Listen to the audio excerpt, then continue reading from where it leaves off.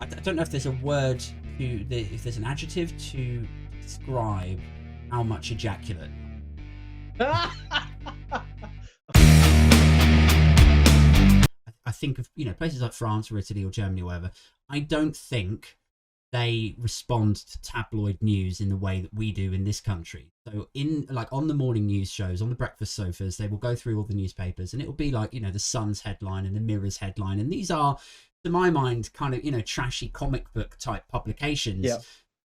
who revel in showbiz gossip and exposés of TV presenters doing coke in the toilets and so on. And it's fine, right? If there's a story about drug use and there's that kind of expose, fine, let's go and talk to the Sun. But when it's like politics or like discussing a Labour policy or a Lib Dem policy about education, I question the integrity of anyone who then says, yeah, we should go and talk to the editor of these. Like, let's wheel in the Beano next week. Let's talk to, so we might as well. Yeah. So like my take is that we take tabloids too seriously in this country, and that we allow them to set the tone on the morning news shows, and then for the rest of the day's news, it's people like LBC, BBC, Channel 4 News in the evening, responding to whatever the tabloid frenzy was that morning. And it feels to me like a frustrating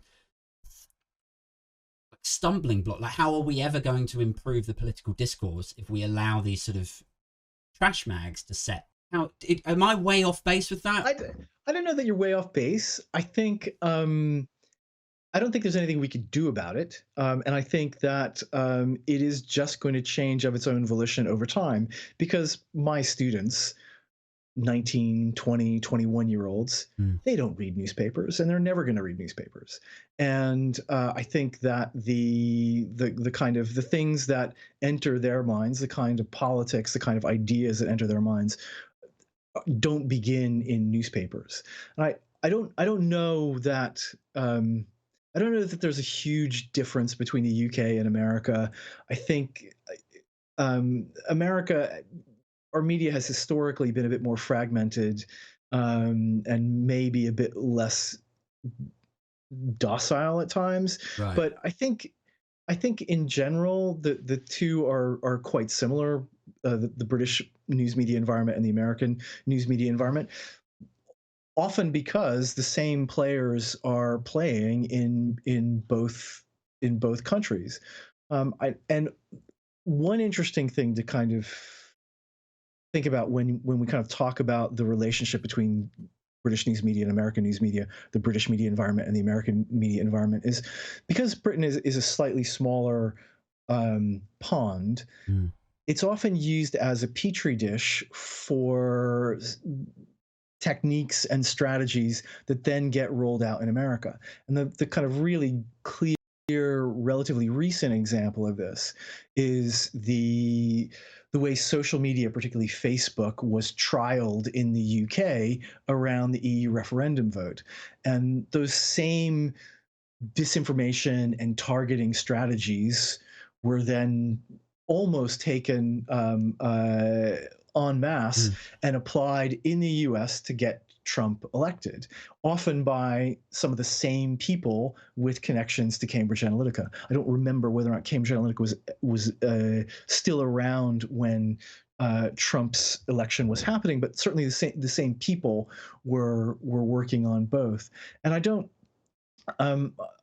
see a huge amount of difference. And in fact, I don't know much about, you mentioned France and Germany and Italy. I don't know much about their media scenes, but I know the same kinds of concentrations of power are happening. The same kinds of sort of media oligarchs and tech oligarchs are gaining influence through lobbying in Europe that we have here. And I think it's all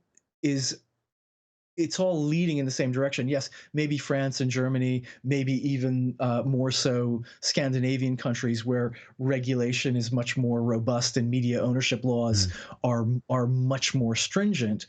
Maybe they are in a better position than we are. But I think it all kind of boils down to money and the propaganda that money can generate. Not to kind of be too glib about it, but I think if you sorry, I was just going to say, do you think, and let me just say, my faith in the British public has never been as low as it is right now. So do you think do you think there's an argument to be had that maybe British people are just kind of a bit stupid? Like they're willing to okay. like